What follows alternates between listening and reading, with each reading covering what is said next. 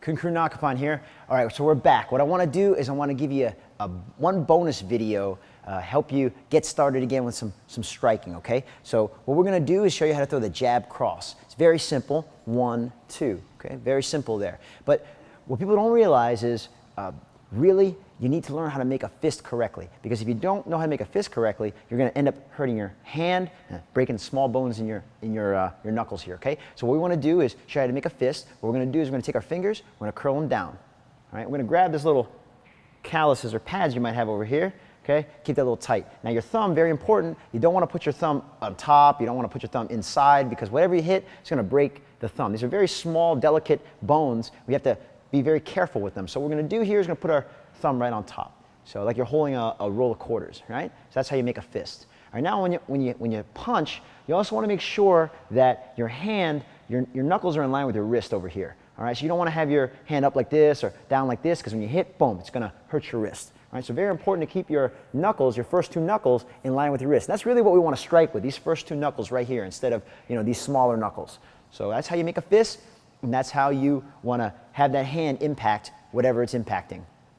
So now, let's work on throwing the actual punch. My jab is going to be my lead hand, okay, lead hand. Now, we like the jab because it allows us to throw a fast little strike without opening yourself up to counterattacks. Right, so you're here, you're going to get in a good stance again. One thing I want to mention, now that you know how to make a good fist here, if you're on the street in a self-defense situation, this is probably one of the worst things you want to start doing right away. Because when I bring my hands up, now what does that tell you? It means we're going to fight, no matter what. So usually what I do is I get my friendly Muay Thai stance or friendly kick stance, just hands open, and I talk to my opponent or talk to my whoever the aggressor is, trying to de-escalate the situation. Okay, because here, martial arts, we use this for last resort.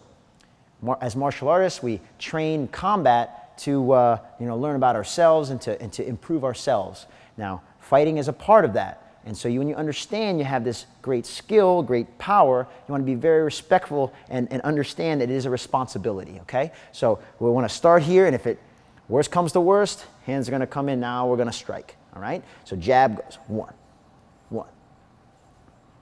Okay, very easy. Now when you throw the jab, you want to make sure that you keep 3 points of cover. Okay, very important here, your shoulder up, your chin down, and your hand up talking to the telephone, just like every other technique. Okay, because again, if I can punch you, you can punch me. I want to make sure that I'm covered up. And also I want to make sure that I'm punching in a straight line. I don't want to throw wild punches right now. This also makes me very tired. So you want to be as efficient as you possibly can. Hence, body efficient tactical arts. Okay, here, boom, there's your jab. There's your jab. Also, what do we say? Exhale. Now, as fast as my hand goes out, that's how fast I want it to come back. I don't want to throw my punch and leave it out there. It leaves me open for attack again, so I just want to be here. The great part about the jab, it allows me to judge distance, quickly judge distance, and if I can touch him with my jab, I can definitely hit him with what we call the straight right. So I'm right-handed, I'm an orthodox stance, so my rear hand is my right hand, this is my power hand, all right, so I'm turning.